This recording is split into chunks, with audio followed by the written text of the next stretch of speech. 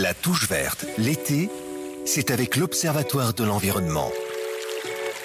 Une touche verte avec l'œil et Nouvelle-Calédonie la première. Vous le savez, l'œil publie chaque année des bilans de l'état de tous les milieux naturels dans le Grand Sud et depuis 2 ans à Thio. Pour ces diagnostics, les scientifiques s'intéressent tant aux milieux terrestres que marins, aériens et bien sûr les eaux douces dont on a parlé hier. Aujourd'hui, on va rester sur Terre. Nos forêts et maquis subissent de nombreuses pressions, notamment à cause des activités humaines.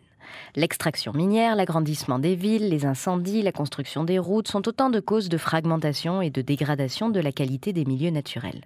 La faune et la flore des écosystèmes précieux et menacés que sont les forêts sèches, les forêts humides et le maquis minier font donc en Nouvelle-Calédonie l'objet d'une surveillance. C'est le cas par exemple dans le cadre des projets industriels et miniers, c'est le cas aussi dans certaines aires protégées provinciales. Les objectifs de cette surveillance peuvent être par exemple d'évaluer l'impact de la construction d'une usine ou d'une mine sur la qualité d'une forêt avoisinante, ou encore d'évaluer l'impact de la mise en place d'une réserve sur la population des cagous. Les réseaux de suivi environnementaux en milieu terrestre doivent fournir des informations sur la qualité des écosystèmes.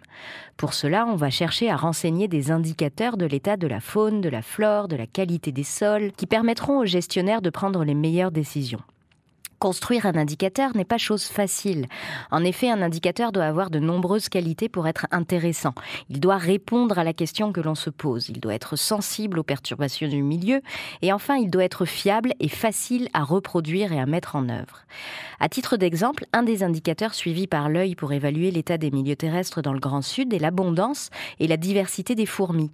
Il a été montré en effet qu'un milieu naturel où on trouve une grande diversité d'espèces de fourmis est un milieu naturel équilibré et donc qui fonctionne bien. En clair, si les fourmis envahissantes dominent, c'est que le milieu est en mauvais état. Si les fourmis d'origine locale dominent, c'est que le milieu n'est pas perturbé. On manque encore d'outils adaptés pour évaluer l'état des écosystèmes terrestres sur le territoire. C'est pourquoi l'œil y travaille, mais c'est un travail coûteux et qui prend vraiment beaucoup de temps. Donc pour en savoir plus sur les méthodes de suivi environnemental et retrouver le dossier consacré aux indicateurs, vous allez sur www.oeil.nc dans l'Œil Magazine numéro 11. C'était la touche verte de l'été avec l'œil. L'Observatoire de l'environnement en Nouvelle-Calédonie sur la première. La première.